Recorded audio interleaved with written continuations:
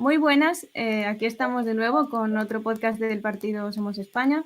En esta ocasión vamos a hacer una presentación del mismo y bueno, para ello tenemos aquí a Alberto Jubete, Pablo Olmedo y Luis Carlos Nogués, el secretario general. Muy buenas a todos. Muy buenas. Hola. Buenas tardes. Y bueno, sin más, ellos mismos nos van a explicar de qué trata su proyecto. Sí, Dayana, muchísimas gracias. Bueno, básicamente queríamos haber hecho esta presentación físicamente, pero por los problemas derivados de la COVID-19 lo tenemos que hacer pues online, ¿no? Y nos valemos de estas plataformas y del canal de YouTube para darnos un poco a conocer de una manera diferente. Vamos a empezar hablando de los fundadores de Somos España. Somos España fundado por 3 personas de clase trabajadora, incluyéndome a mí, que soy a la sazón el secretario general, y se inscribe en el registro de partidos políticos con fecha del 25 de enero de 2019. Tenemos una historia bastante joven. El fundador que soy yo, entre ellos, estuve militando un tiempo en el Partido Socialista Obrero Español, bueno, y hasta que decidí abandonarlo, pues evidentes, insalvables discrepancias ideológicas, como por ejemplo esa tendencia a la armonización de clases continua, ese europeísmo ceno y ridículo, ¿no? Y también ese federalismo que va en contra del centralismo que propugnamos nosotros. Dicho esto, a mí me gustaría seguir hablando sobre Somos España, pero es importante que primero sepamos qué no es Somos España, ¿vale? Debido a la cantidad de etiquetas que nos han ido poniendo a lo largo de nuestra joven existencia, sobre todo en las redes sociales.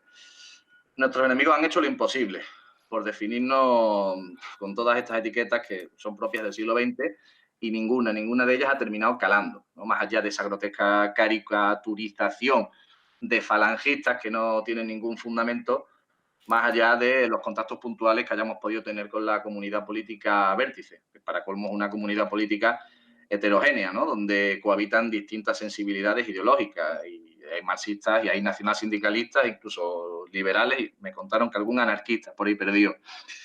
¿Vale? Entonces, ¿a qué se debe esto? ¿A qué se debe a que nos hayan puesto tantas etiquetas? Bueno, se debe a que Somos España supone un intento de construcción de un socialismo pura y netamente español. No se trata de un injerto extranjero en territorio patrio, no de un partido teledirigido por poderes foráneos, ni de un apéndice como el Partido Comunista, ¿no? Como la propia fundación del Partido Comunista Español y del propio PSOE.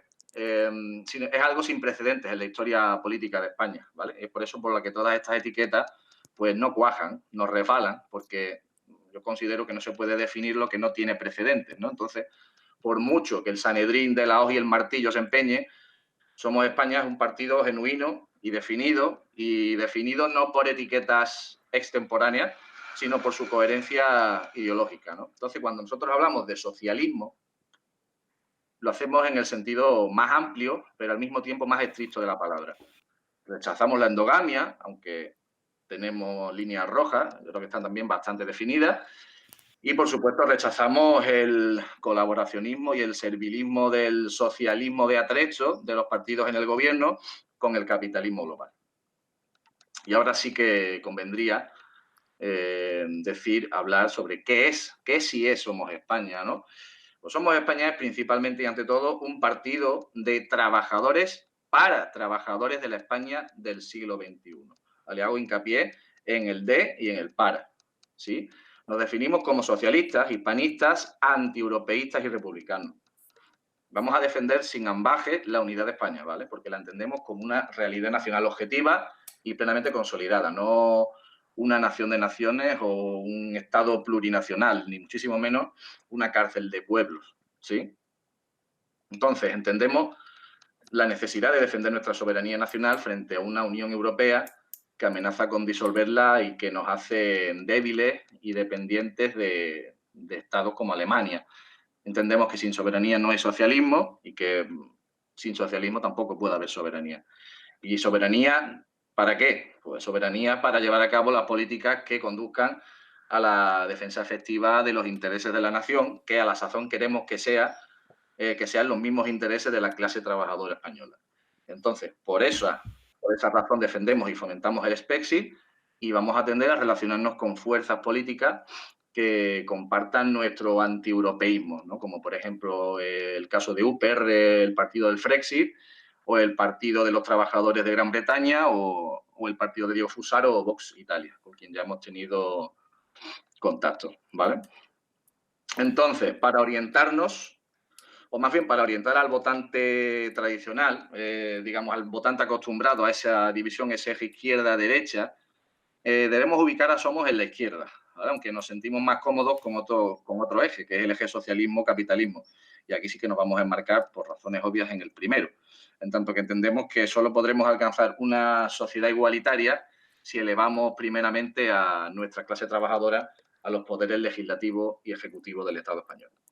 Y ahora sí que me gustaría dar paso a la compañera Dayana. Si tienes que... Hay preguntas por ahí de los Sí, simpatizantes afines o interesados. sí.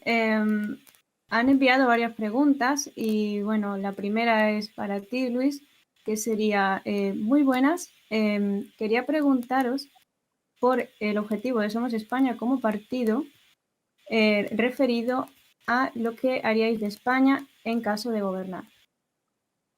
Bueno, es una pregunta bastante amplia y bueno, te puedo decir, Pablo, que nuestro objetivo es que, como he dicho antes en el párrafo anterior, es que los poderes legislativos y ejecutivos estén ocupados por los trabajadores y no por los profesionales del poder o políticos profesionales al servicio de intereses que puedan ser contrarios a la clase trabajadora o a los de la nación española.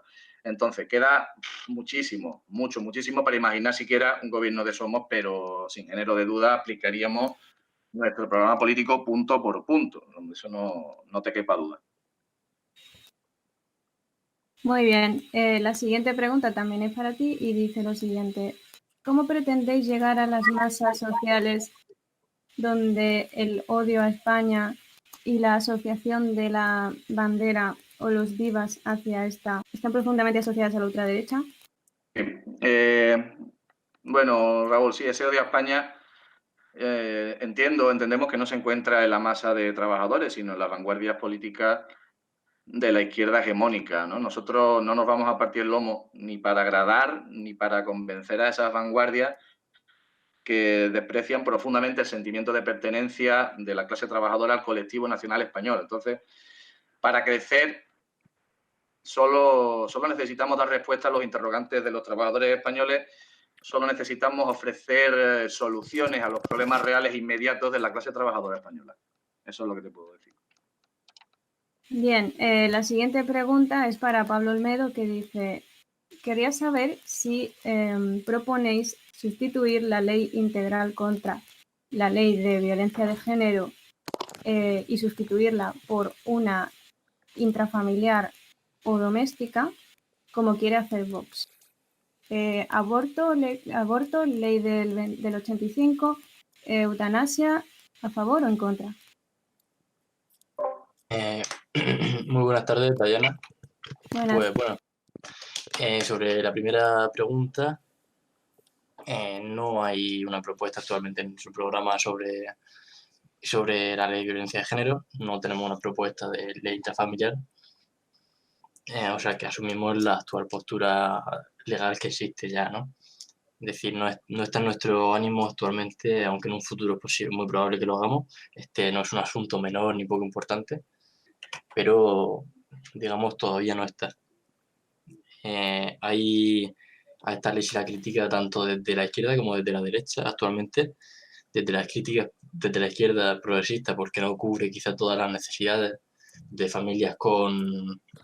de familias homosexuales, o quizás no cubre a veces sus reclamaciones, o desde la derecha pues también se la critica porque no ofrece quizá todas las garantías jurídicas para la persona denunciada, ¿no? El hombre denunciado. Pero bueno, actualmente decir que no tenemos una postura oficial. Sobre la eutanasia o sobre el aborto, más del mismo. No tenemos una postura, así que asumimos un poco lo que ya está regulado. Nuestro partido, aunque no es que no le dé importancia a esto, es que actualmente hemos visto que, o sea, opinamos que hay otros aspectos de la política española, como pueden ser los de la soberanía económica o los de la necesidad urgente de tener una economía propia, una economía solvente. Lo vemos más importante que estos aspectos sociales, que evidentemente habrá que regular, pero no están en la urgencia nacional, ¿no? Es decir, que nuestro partido ni va a ser un cruzado por el conservadurismo, ni va a ser una vanguardia progresista, no está en su interés dirigir el debate de la nación a esos temas que quizá ya está sobredimensionado actualmente, ¿no? Eso sería un poco mi respuesta, no sé si me he dejado algo. No, creo que eso sería todo. Muy bien, la siguiente pregunta es para Alberto, que básicamente habla de la creación de las brigadas de capacitación reclutadas directamente de las Fuerzas Armadas, específicamente entrenadas y preparadas para promover la formación de movimientos socialistas en los países subdesarrollados. Entonces, la pregunta sería, ¿qué ocurriría en el caso de un país que no quiere ser socialista? ¿Se le ayudaría igualmente? Bueno, lo primero, buenas tardes. Buenas. Y como ha iniciado al principio nuestro secretario general, al definir al partido mencionando que era por y para los trabajadores del siglo XXI, recalcamos ahí lo del siglo XXI para responder a la siguiente pregunta. Tenemos que entender que las realidades materiales del siglo XX y del siglo XXI han cambiado radicalmente. Tenemos que ser capaces de analizar y saber cuál es esa realidad en cada país. Nos encontramos con que el principal foco para recibir ayuda y apoyo de los países más desarrollados generalmente suele ser África. Aunque obviamente se pueden enviar ayudas siempre a Sudamérica, a Centroamérica, Asia y multitud de países. Principalmente es África el centro, normalmente por la descolonización y por riquezas mineras que ya se tratarán en otro momento.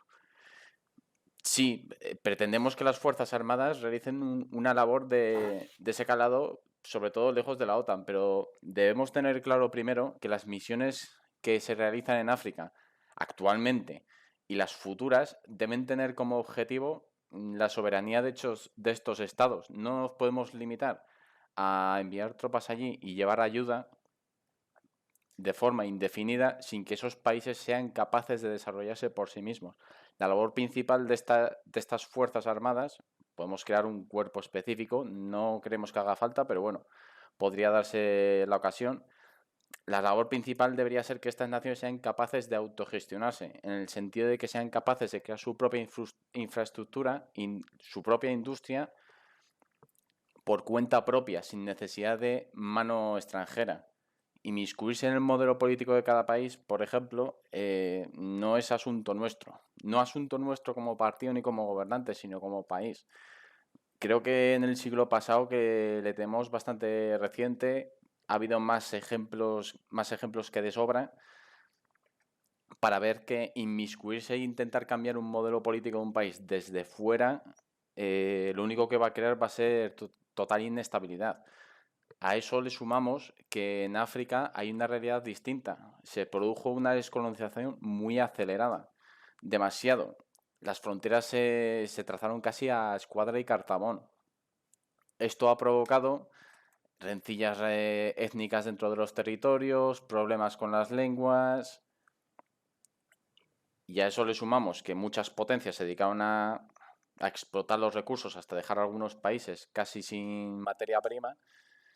Tenemos que entender que no todos los modelos que consideramos en Occidente buenos o que pueden funcionar pueden darse allí. Podemos llevar a cabo de que no podemos dar a un país de esas características directamente una espada forjada. Tenemos la metáfora. Primero hay que enseñarles a trabajar el hierro. Después ya se verá lo que se hace, pero no podemos darle directamente, en este caso, un modelo político como el que podemos tener aquí, porque cundiría el caos. Y hay que ir paso a paso. No podemos hacer que una sociedad avance 200 años de golpe, como puede ser el caso del país más atrasado en África, porque al final acabaría eso en una guerra civil y no acabaríamos nunca, como ya pudimos ver en Angola, que al final la situación no llegó a mejorar del todo. En cuanto al ejército, lo mismo. En lugar de dedicarnos a enviar ayuda indefinida, como se dedica a hacer la OTAN, la OTAN, los cascos azules, la ONU, que al fin y al cabo lo único que hacen es aprovecharse de las situaciones y que por mucha ayuda que manden no va a mejorar la situación, el ejército sí se debe encargar de ir a esos países, de enseñarles a crear una infraestructura y de que ellos mismos sean capaces de crear esa infraestructura. Como diría la famosa cita, si les enseñamos a pescar, comerán toda la vida. Si les damos un pez, van a comer solo un día, pero el resto se van a acabar muriendo de hambre. Entonces, es mejor que las Fuerzas Armadas se dediquen a formar y a ayudarles a construir una sociedad por sus propias manos. Claro. Ujú. Muy bien, pasamos a la siguiente pregunta, que también es para Alberto, y dice lo siguiente. Establecimiento de alianzas políticas, económico-financieras, de mayor calado con China, Rusia, Siria, Argelia. Y entonces la pregunta es, ¿por qué pone en el programa sustituir en lugar de complementar relaciones? Quiero decir, ¿por qué habría que renunciar a relaciones con la Unión Europea o con Estados Unidos si puntualmente pudiésemos llegar a un acuerdo mutuamente beneficioso? Sí. Nosotros no descartamos en ningún momento mantener relaciones, como puede ser con Francia, con Italia o relaciones comerciales con Estados Unidos. Pero hay que entender que ya no de forma tan ideológica como en el siglo pasado, pero sí de otras formas, el mundo geopolíticamente hablando está dividido en dos bloques. Nosotros, si en un punto del programa llegamos a aplicarlo y nos salimos de la Unión Europea y de la OTAN, no podemos pretender que el resto de países que aún forman parte de esos organismos vaya a mantener por las buenas relaciones comerciales con nosotros. Obviamente, se puede intentar y no todos los países se van a negar, porque el comercio al fin y al cabo llama al comercio. Nadie se va a negar al 100%, por lo general, a comerciar con nosotros, ni nosotros con el resto de países. Pero hay que entender que si nosotros nos salimos de la Unión Europea, nos cambiamos de bloque, entre comillas, empezamos a entablar relaciones comerciales con otras potencias como puede ser Rusia o China, que a día de hoy técnicamente siguen siendo potencias emergentes, a pesar de que nos acabaría beneficiando más a nosotros que a ellos, esas relaciones comerciales. Nosotros tenemos que entender que al hacer eso, mientras nuestros antiguos aliados, tanto miembros de la Unión Europea como otros países, no se pasen al otro lado del charco y intenten mejorar relaciones con China o Rusia, por mucho que nosotros queramos, no van a querer meterse ahí, porque mientras ellos estén en la Unión Europea, pues sean aliados de Estados Unidos, no van a querer meterse en esas relaciones comerciales con países que son directamente, no contrarios, sino rivales directos a nivel económico y a nivel político. No se descarta, pero no depende enteramente de nosotros. Entiendo. Muy bien. La siguiente pregunta es para Pablo, que dice lo siguiente. ¿Qué opinan del sistema de multiplicidad de partidos? ¿Prohibirían los partidos liberales y cualquier otro partido que no fuese socialista?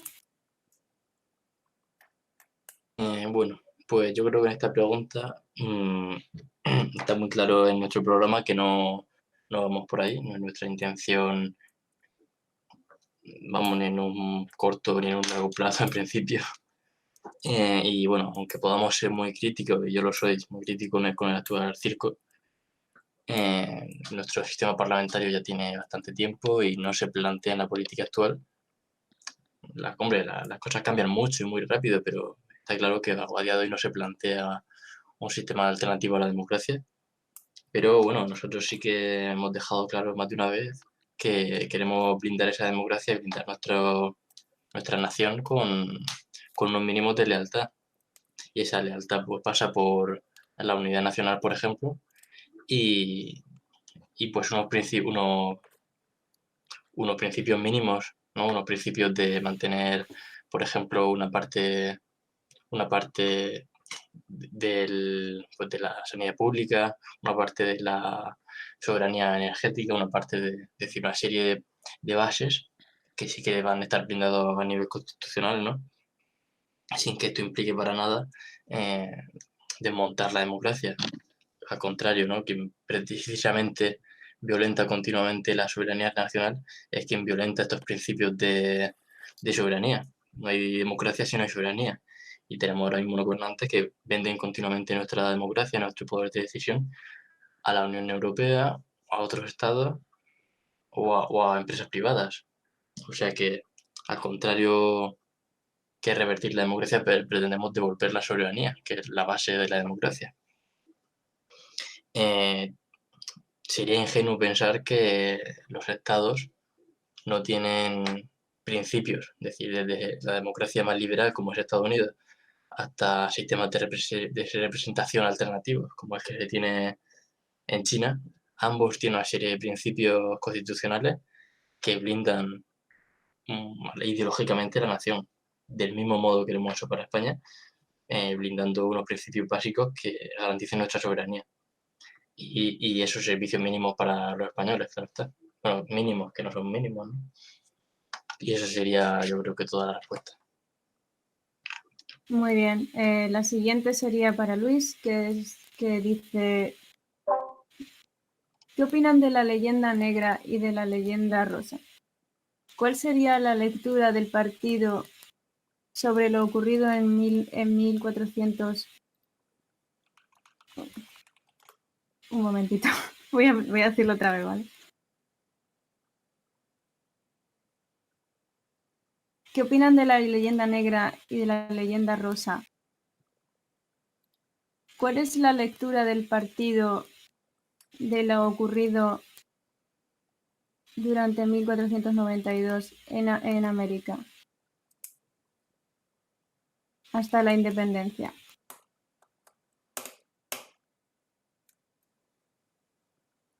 Bueno, nosotros no somos, por mucho que digan, no somos consumidores de ningún tipo de leyenda relativa a la conquista y colonización española de América, ni negra ni rosa, ¿no? Sí que combatimos la leyenda negra porque la consideramos que se trata de una tergiversación maliciosa de la historia por parte de los enemigos del imperio hispánico, ¿no? Un imperio, hay mucha broma con esto, pero un imperio generador, ¿no? Están las antípodas de los imperios depredadores de ingleses y holandeses, ¿no? Eso es una realidad histórica. Pero también te digo que esta no es nuestra labor principal. Eso es algo que tenemos que dejar a los historiadores, ¿no?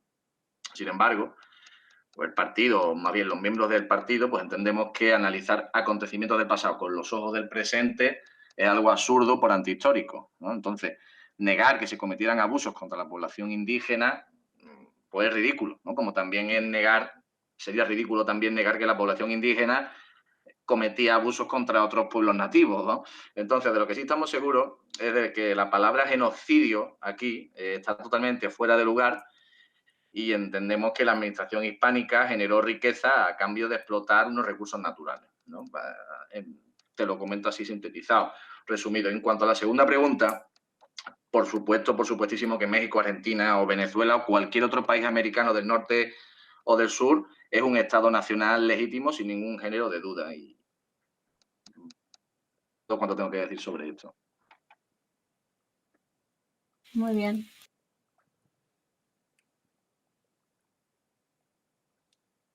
Un momento. Es que me pasa que me falla el lector de pantalla, ¿sabéis? Yo tengo una discapacidad visual y estoy leyendo con mi vista, entonces me cuesta un montón. No te preocupes, mujer. Son cosas del directo. Un momentito, a ver si encuentro la pregunta. Vale. Vale, la siguiente pregunta es para Pablo Olmedo. Y dice así. Leo en vuestro programa que se pretende... Leo en vuestro programa que se pretende iniciar...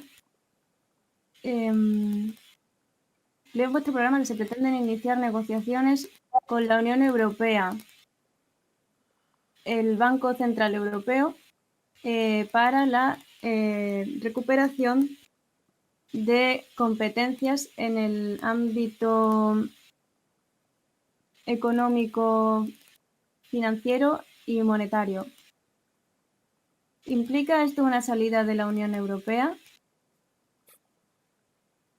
¿Tenéis algún pronóstico de plazos al respecto? ¿O alguna estrategia para efectuar esto? Bueno, pues sí y no, en parte. En primer lugar, lo que vamos a hacer es, desde el momento que estemos en la oposición, presionar para recuperar poco a poco nuestra soberanía económica. Y si estuviéramos en el gobierno, pues más aún. Queremos fuera de la Constitución el artículo 135.2, ¿no? Ese que fue una puñalada por la espalda, ya más si cabe para nuestra soberanía, que habla de que permite contraer deuda para pagar, o sea, permite primar los pagos de la deuda sobre los intereses de los españoles, la deuda extranjera.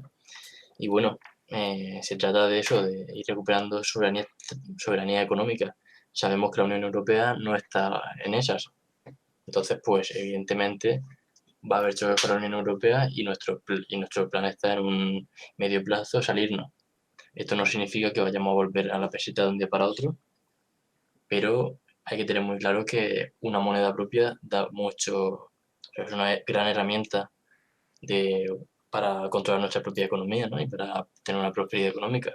Para empezar, si hubiéramos tenido una moneda propia, el tema de los eurobonos, que hemos tenido que estar enfrentándonos en Europa a paraísos fiscales que nos chantajean, no habría existido ese problema. Es decir, igual que Estados Unidos con su Reserva Federal ha decidido con esta crisis emitir unos bonos de deuda, podríamos haber hecho lo mismo, ¿no? Para intentar paliar la situación. No significa salirse de la Unión Europea ni aislacionismo ni autarquía. Significa tener las relaciones que nosotros queremos y nos interesan.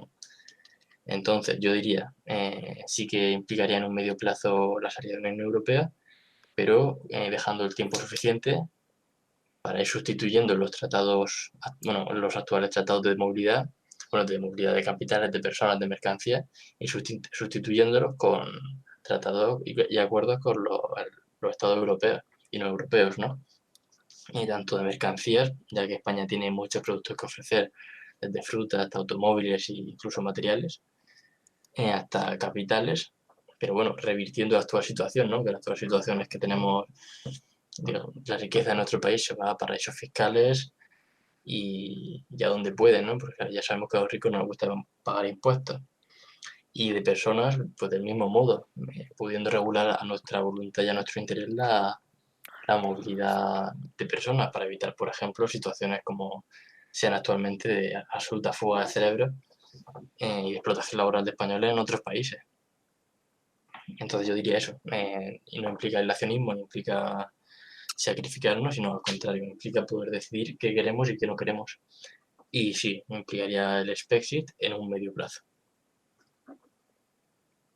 Bien, la siguiente pregunta es para Luis y dice así. En el hipotético caso de llegar al poder, ¿cuáles serían las primeras medidas a llevar a cabo por un gobierno de Somos? Mira, preguntas cortas, respuestas cortas, cortita y al pie. Sin duda empezaríamos por solucionar el problema de la vivienda mediante impuestos de carácter antiespeculativo a grandes propietarios o mediante expropiaciones o confiscaciones físicas, ¿no?, de viviendas vacías, ¿no?, en el caso de las que están en manos de las entidades financieras y de los fondos buitres. Nacionalizaríamos el sector energético, derogaríamos las reformas laborales antipatrióticas de PSOE y del Partido Popular, elaborando un nuevo marco legal favorable a los trabajadores españoles y, por supuesto, no nos olvidemos de auditar y renegociar la deuda pública, ¿no?, algo que se empezó reclamando con mucha fuerza con el auge de Podemos y que ahora parece que ha pasado a un segundo, tercero, cuarto plano o incluso ha desaparecido. Así que, digamos, estas cuatro partes de nuestro programa sería lo que primero pondríamos en marcha si tuviéramos esa posibilidad. Bien, la siguiente pregunta es para Pablo Olmedo y dice lo siguiente. ¿Proponéis la ilegalización de partidos separatistas que pretenden despedazar el país? Sin embargo, estos partidos no se pueden ilegalizar porque se ajustan a la Constitución, pese a que ésta deje claro la indivisibilidad de la nación.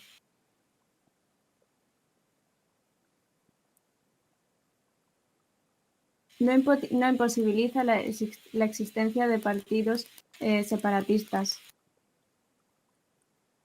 que cumplan la ley.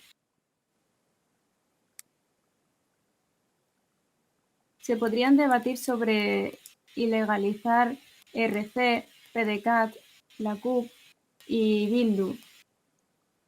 Los primeros por su responsabilidad en el golpe de Estado en el intento de golpe de Estado del 2017 y el último por sus relaciones con el terrorismo. Aún así, el mero hecho de ser un partido de ideología separatista no es ilegal según la Constitución. La pregunta es, ¿cómo se plantearía esta ilegalización? ¿Una reforma constitucional, pese a que esto requiera una mayoría absoluta? Bueno, pues esto yo diría que se intentaría por varios medios. Desde esa primera alternativa que nos ha dado, bueno, el que nos ha preguntado, desde esa alternativa de pues, estudiar cuál ha sido su participación en ese intento de golpe y esas relaciones que tienen con otros grupos, etcétera, pues se podría tratar de investigar eso, de denunciarlo y tratar de conseguirlo mediante esa vía, porque no es un tema menor lo que ocurrió, ¿no? No es una broma como se lo tomaron algunos de esos propios partidos. Entonces, por un lado estaría eso, intentar tomar los actuales medios legales que ya nos da la Constitución, pero también partimos de que la Constitución es una Constitución que surge ya con las presiones bueno, sí, el consenso que se llama, pero eso no fue otra cosa que las presiones de grupos separatistas que efectivamente querían su espacio, se constituyeron las comunidades autónomas y ahora luchan por seguir obteniendo más autonomía para conseguir al final la independencia. Entonces, si se aprobara una reforma constitucional por el consenso de la mayoría absoluta, pues sería, vamos, es una opción, ¿no? Pero vamos, nosotros no queremos una mera reforma de la Constitución, nosotros realmente apostamos por un cambio de paradigma en la política española, queremos un cambio de régimen. Entonces, claro que quizás lo decimos muy a la ligera, lo de que queremos que estos partidos sean ilegalizados, pero es que tenemos que decirlo, ¿no? Cuando demuestran una y otra vez la deslealtad y la traición continua que llevan a cabo, pues que tenemos que decirlo, aunque esto evidentemente implique pues, una reforma constitucional o implique un cambio de régimen. Nosotros, como he dicho antes, pediríamos una constitución un sistema democrático en el cual no se permitan a este tipo de lealtades. Exigimos un mínimo de lealtad para garantizar la unidad del país y garantizar los derechos de sus trabajadores. Entonces no es ninguna locura, ya otros países lo hacen, otros países perfectamente democráticos, y legalizar estos partidos separatistas.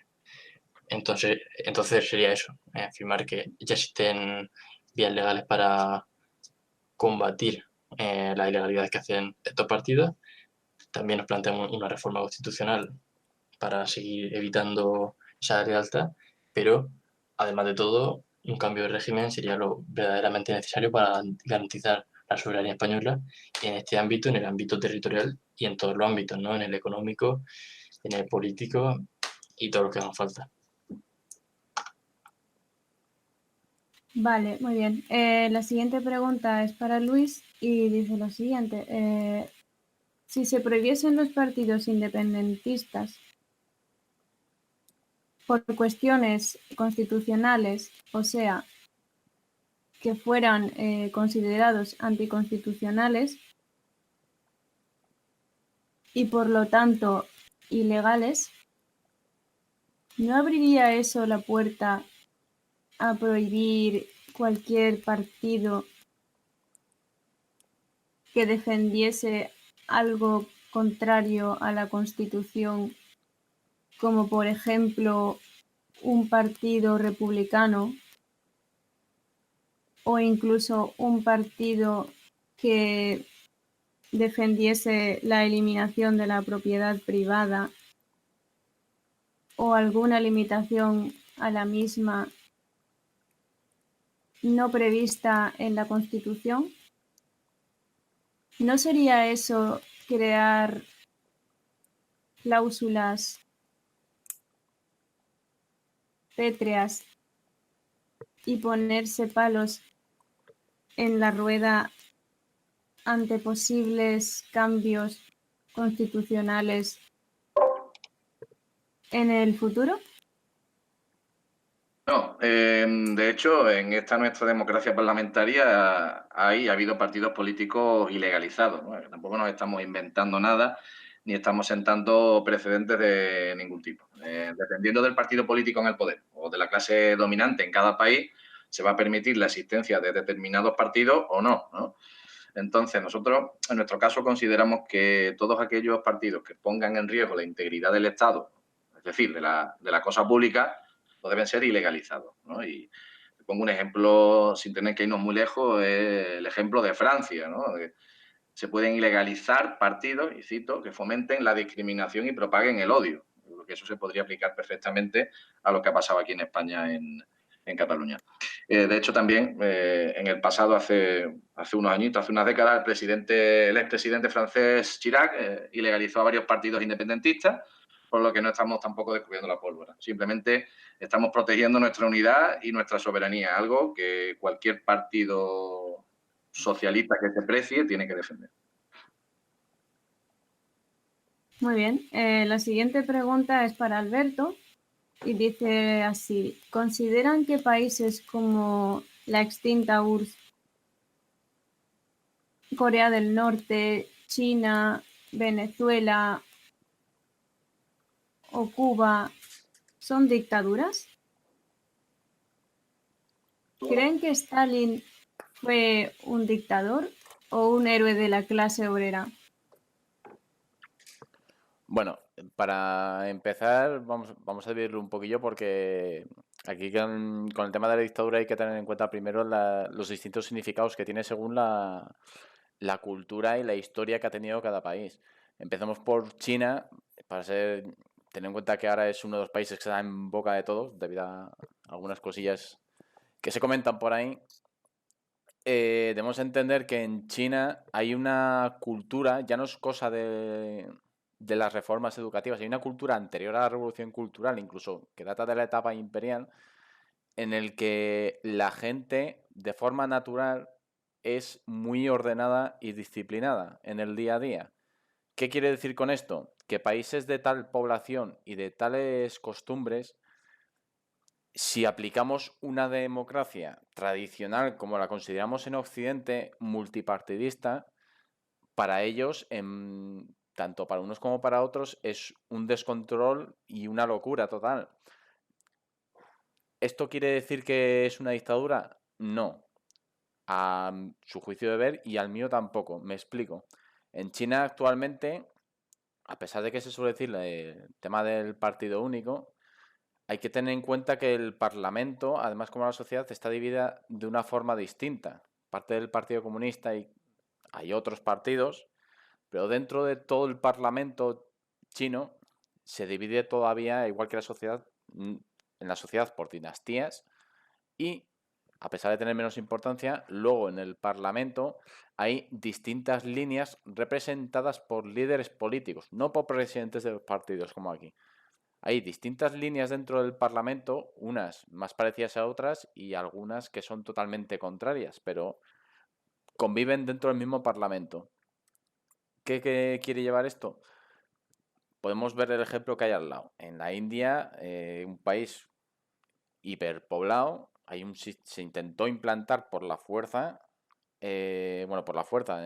por medios extranjeros, una democracia multipartidista tal cual la aplicamos aquí en Occidente. Se extrapoló a la India y no se intentó adaptar. Resultado, caos total. El Parlamento es un caos, hay unos 58 partidos más o menos, no hay quien apruebe una ley y al fin y al cabo, por muchos partidos que haya, siempre sale el mismo y no cambia la situación. En China, el método electoral, a pesar de tener partido único, tú eres un ciudadano normal, votas al representante local, el local vota al regional y así sucesivamente hasta que se elige dentro del órgano del partido, que no es un partido como lo tenemos concebido aquí, sino que es algo muchísimo más amplio y complejo, acaba eligiendo al que es el representante mayor, en este caso al presidente que es Xi Jinping. ¿Qué ocurre? Nosotros aquí nos venden la moto de que votamos directamente al representante. En este caso, pues podemos votar a Pedro Sánchez, a Pablo Casado, a Santiago Abascal, a Pablo Iglesias. Nos venden que estamos votando a ese candidato, pero esto no es así. En China la gente sabe que está votando a su representante local y que el local va a votar al siguiente. Aquí no votamos al representante final, votamos al representante de nuestro territorio. Pero sin embargo en la televisión no paran de repetirnos eso. ¿Es por ello España una dictadura? No. Simplemente son concepciones distintas de lo que es la democracia. Allí ellos lo conciben así, lo tienen más ordenado y, como he dicho, una democracia multipartidista como la que hay allí, aquí, es inconcebible allí. Y aplicada a su realidad, yo consideraría que no viven en un régimen democrático occidental, pero que sí que tienen sus propios mecanismos democráticos. Eso en el caso de China, que es el más complejo. Luego podemos hablar en la extinta Unión Soviética. Depende. Yo considero que en momentos posteriores a la época stalinista, quitando el lastre burocrático, sí que había unas elecciones, se elegían representantes del partido, hay un método distinto al que hay en China, pero no se puede considerar una dictadura principalmente porque hay distintas sucesiones de líderes sin relación, si seguimos el término estricto de la palabra dictadura, sin relación familiar ni política, porque muchos de esos líderes eran contrarios dentro del partido y de una manera u otra acaban siendo elegidos mediante comicios, aunque, repito, estamos otra vez. ¿Es una democracia, es una dictadura porque los comicios aplicados allí no son como los de Occidente? Si aplicamos nuestra cultura, sí es una dictadura. Si aplicamos su visión de la democracia, lo nuestro es un caos y lo suyo son unos comicios legales. Entonces ahí hay que tener cuidado con los términos. No consideraría que era una dictadura. Respecto a Cuba, podemos elegir otra vez lo mismo. Sí que es verdad que hubo cierta permanencia de carácter autoritario durante muchísimos años, pero a día de hoy hemos visto que han sido capaces de reelegirse otra vez y de intentar modernizarse. Modernizarse en el sentido de actualizar términos y no seguir comportándose como en el siglo pasado. ¿Es una dictadura? Otra vez, no.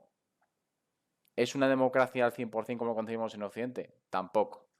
Tenemos que ver cómo ha sido su historia, qué es lo que pasa, qué tienen en el norte, precisamente, y cómo ver que no siempre es la opción más benévola el aplicar una democracia como la que tenemos aquí. Al igual que con la pregunta de las Fuerzas Armadas, nosotros no podemos llevar nuestro método e implantarlo al pie de la letra en otro país. No somos quienes para cambiar el modelo de otro país, ni tampoco significa que el nuestro vaya a funcionar allí.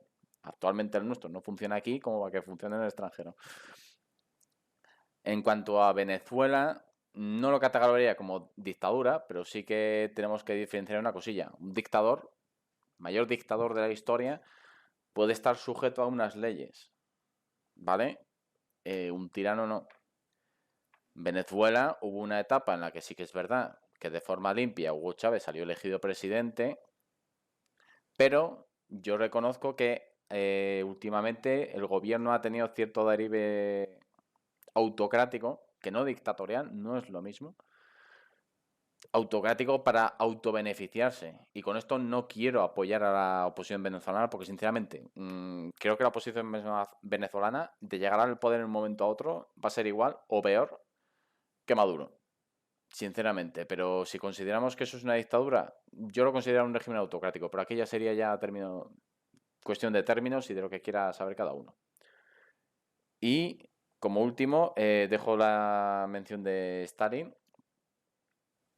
Hay que pensar, como dijimos antes, no podemos aplicar una opinión de alguien de otra época con nuestra mentalidad actual.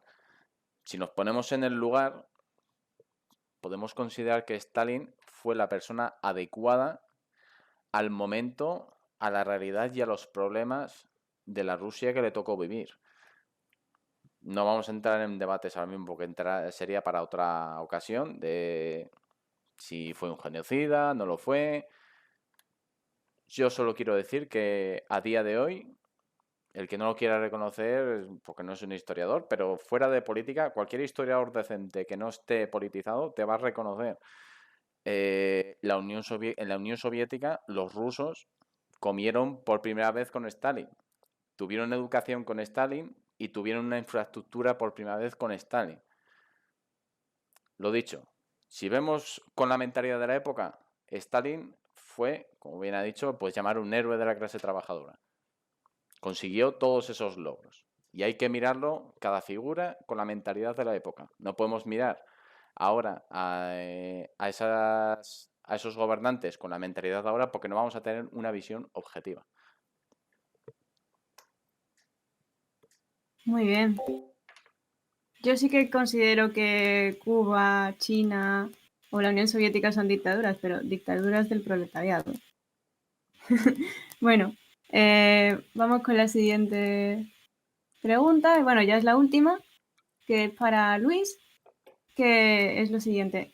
Me gustaría conocer si están dispuestos a acercarse a países hispanoamericanos y alejarse de Europa. Bueno, nosotros, como somos hispanistas, estamos orientados a la construcción de una unión comercial y económica iberoamericana como sustituto a la Unión Europea de las que nos queremos desvincular progresivamente. Si bien es cierto que no pretendemos tampoco cortar bruscamente relaciones comerciales ni diplomáticas con países miembros de la Unión Europea, como es obvio, pero desde luego no te quepa duda de que nuestra prioridad es la Unión Ibérica primero y la Unión Iberoamericana después. Pero alejarnos de Europa no, alejarnos de la Unión Europea, no de los países europeos. Como dijo antes Alberto, el comercio llama al comercio, no nos podemos desvincular de eso. Bueno, pues sin más, ya no hay más preguntas. Estupendo. Pues nada, pues solo resta darle las gracias aquí a la compañera Dayana. Muchísimas gracias por habernos hecho estas preguntas, por haber conducido esta presentación. También muchas gracias a Alberto Ubete, que ha estado muy lúcido, y a Pablo Olmedo, que como siempre pues ha estado brillante. Que decir, realmente que Pablo Olmedo que quizás no lo conocéis todavía porque él no ha participado en ninguno de los podcasts. Él es subsecretario de organización y él se dedica a coordinar un poco la labor en redes sociales y en el ámbito provincial de cada adelantado, de cada delegación. ¿Vale? Alberto Jubete ya sí que habéis oído hablar de él porque es el secretario de organización y ha estado con nosotros presente en otros podcasts. Por mi parte, nada más. Muchísimas gracias a todos los que habéis estado escuchando nuestra humilde presentación. Para más información, pues ya sabéis que nos podéis seguir en las redes sociales, @fuimosySomos, tanto en Facebook, Instagram o Twitter. Y podéis entrar en nuestra página web en construcción fuimoysomos.es. ¿Vale? Para cualquier pregunta, info@fuimoysomos.es.